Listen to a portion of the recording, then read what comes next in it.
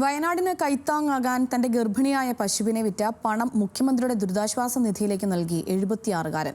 കോഴിക്കോട് നന്മണ്ട സ്വദേശി ആശാരിപ്പടിക്കൽ AP ശ്രീധരനാണ് 6 മാസം ഗർഭിണിയായ പശുവിനെ വിറ്റ പണം സമാഹരിച്ചത്.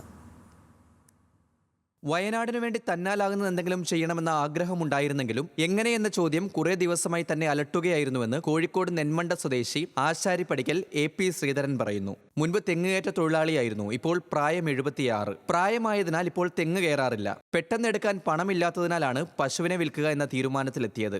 ഗർഭിണിയായ പശുവായതിനാൽ തന്നെ വാങ്ങുന്നവർ ആരായാലും അറവുകാർക്ക് നൽകാതെ വളർത്തുകയും ചെയ്യുമെന്ന് ശ്രീധരൻ പറഞ്ഞു.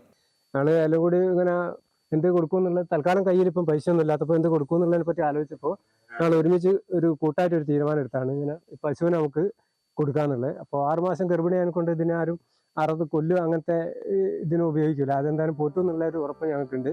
നെന്മണ്ട കർഷക സംഘത്തിന്റെ വാട്സപ്പ് ഗ്രൂപ്പിൽ ഇക്കാര്യം പറഞ്ഞപ്പോൾ തന്നെ ആവശ്യക്കാർ എത്തി 17,000 രൂപ വിലയുറപ്പിച്ചു. കർഷക സംഘം ജില്ലാ നേതാവും കൺസ്യൂമർ ഫെഡ് ചെയർമാനുമായ M മെഹബൂബ് ശ്രീധരനിൽ നിന്നും പശുവിനെ ഏറ്റുവാങ്ങി. ഉടൻ തന്നെ പണം മുഖ്യമന്ത്രിയുടെ ദുരിതാശ്വാസ നിധിയിലേക്ക് നൽകുകയും ചെയ്തു. ന്യൂസ് മലയാളം, കോഴിക്കോട്.